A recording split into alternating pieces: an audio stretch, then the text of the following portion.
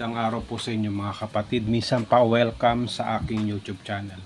Talakayin po natin itong mga baryang ito sa year 1999 at saka year 1998 at saka year 2000. Alin ba rito ang mailap na at magkakaroon na ng mataas na halaga?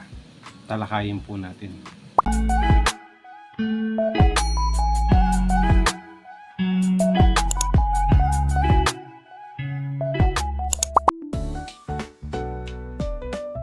Welcome sa aking YouTube channel. Talakayin po natin itong 5 piso na ating na-hunt. 1998, 1999 at saka year 2000. Alamin po natin sa numista kung ano po yung mga mailap na dito po sa tatlong barya. Kung makita nyo po itong 1998, ito po I think ay may meat mart, no? Kaya ito po ay hard to find. 1998 reverse 1.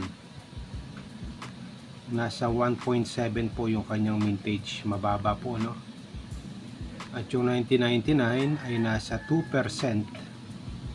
Ayan, medyo mababa na rin. At may presyo po siya dito po, yung fine niya 20 pesos.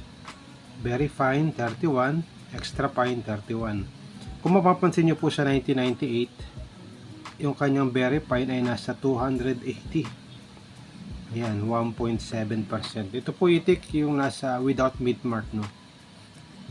Kaya mataas. O yung may meat mart, no? Tingnan natin dito kasi ito po yung common eh. Ayan, wala po siyang meat mart. Sa mga kapatid po natin dito, ang meat mart po ay yung ganito. Ayan, meron po siyang ganito sa balikat ni Emilio Aguinaldo. Ayan, ito po yung meat mart. Dahil ito po ay 1998 ay walang meat mart, ito yung common lang, no? Common. So, ang may meat mart po niyan ay nasa ayan, 1.7%. Hindi lang nakadetalye kung may meat mart o wala. Pero ang presyo niya po ay nasa 280. Mas magandang kondisyon, mas mahal po yan, no? At itong 1999 ay nasa 2%. Semi hard to find. At yung year 2000 ay nasa 0.9 na. Dati mababa ito eh, 0.6. Dahil dumami na po ito. Pero hard to find pa po yan kasi mababa po yan, no? Alam nyo po sa barya kapag mababa ang ginawa, mas mahirap hanapin. Siyempre nagkakaroon po ng mas mahal na presyo. Diba? Ganun din po sa gulay, diba? Pagka konti po yung supply, tumataas. No? Kaya sa coins, tumataas po siya pagka konti po yung kanyang ginawa. Hindi katulad dito sa year 2001, dahil marami po siyang ginawa, dahil 19%, common lang po siya, no? Hindi katulad dito 0.9, kaya hard to find na po para sa akin itong ganitong millennial coins na 5 piso. So yan po, no? Tinalakay po natin itong year 1998. Ang hard to find po nito ay yung may meat mart dito sa balikat ni Emilio Aguinaldo. Yun po yung hard to find na may mataas na halaga. Para sa akin, nakakalaga yun ng 500 to 1,500. Depende po sa kondisyon, no?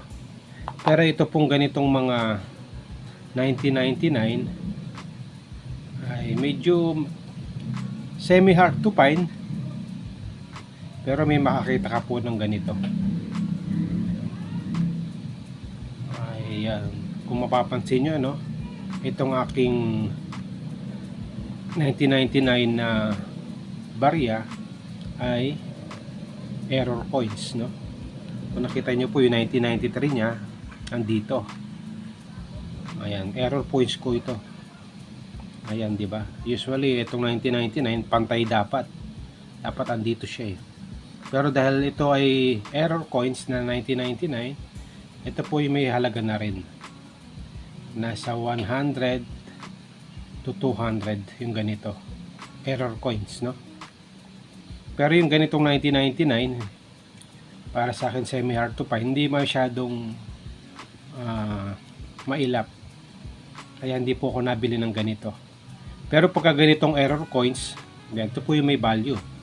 Kasi nga, rotated error. Ayan, 1999. Ang kasunod po, itong year 2000. Ayan. Ito yung mailap na rin. At nagme-mintage po siya ng 0.9 ayon sa Nimista. So, wala po siya nakalagay na presyo. Ay, meron 17 pesos. 17 pesos. Pero medyo mailap na rin po ito, no? Bibihira ka na makakita ng ganito. Kaya ito sa akin nasa 100 to 200, depende po sa kondisyon. Pero dahil ako po ay meron na nito, tinalakay ko lang po, hindi po ako nabili sa magbebenta po sa akin. Year 2000 na 5 piso. Ayan. Dumako po tayo sa aking mga binubuo dito po sa bariyang ito. Ayan. Sa 5 piso naman po tayo. 5 piso coin series. Nag-umpisa po siya sa year 1995. Ito. 1995. 96 common coins. 97. 98. 99. Ito semi hard to find. At yung year 2000. Ayan. Semi hard to find. Nakalagay po dyan. Year 2000. 2001. 2002 common coins. 2003, 2004, 2005 common coins. At syempre, yung pinaka hard to find po ito. Year 2006. Mababa po yung kanyang mintage. Kaya may mataas na halaga ito. Hard to find. Itong 2007 tsaka 2008, I think wala pong ginawa ng BSP na ganito. Karamihan na makikita yung ganitong coins sa BSP sa coins na year 2007 tsaka 2008 ay mga uttered coins. Uttered lang, hindi talaga original. 2007, 2008. So, yun. 2009, common coins. 2010, 11, 12, 13, 14, 15, 16. Ito po medyo mababa na rin to, 2016. At saka 2017 common coins. Ayan po, no. Sa nabuo ko pong barya, sa mga nahan ko, ito pong tatlong ito ay wala. Pero ito po ang meron talaga, 2006. Itong 2007, 2008, questionable pa po yan kung merong ginawa. Ayan. Dumako po tayo sa BSP o sa NGC, New Generation Currency. Ito po ay 2017 common coins, 2018 at saka 2019.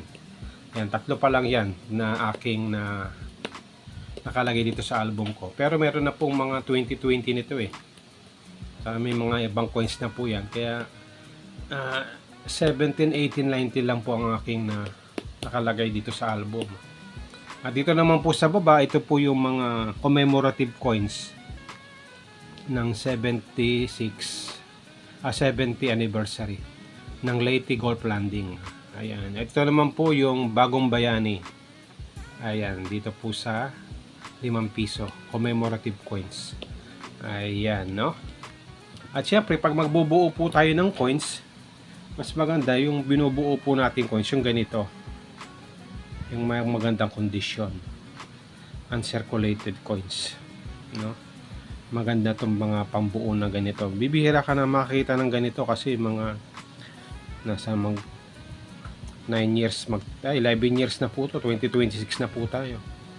Kaya bibihira ka na makita ng ganitong kagandang coins, lalo na sa 1995, 96 to year 2000. May bumibili nga ng ganito eh. Basta year 1995 to year 2000. Kasi nga medyo matagal na, kaya may mataas na halaga na yung ganito. Mga itinabilang uncirculated coins. So maraming salamat po sa inyong pagsubaybay sa aking YouTube channel. Dito po sa tinalakay ko na barya na 1998, 1999, and year 2000, hindi po ako nabili, no? Tinalakay ko lang po kung ano po yung mga iyahan po natin na barya na makakaroon ng mataas na halaga. Pero itong year 2006, ayan, ito po yung talagang mahal na dapat natin mahunt, no? Pag tayo po ay may time nagsilip ng barya. So maraming salamat pa sa inyong pagsubaybay sa aking YouTube channel. Kung meron tayo natutunan, please like and subscribe sa aking YouTube channel. Salamat po.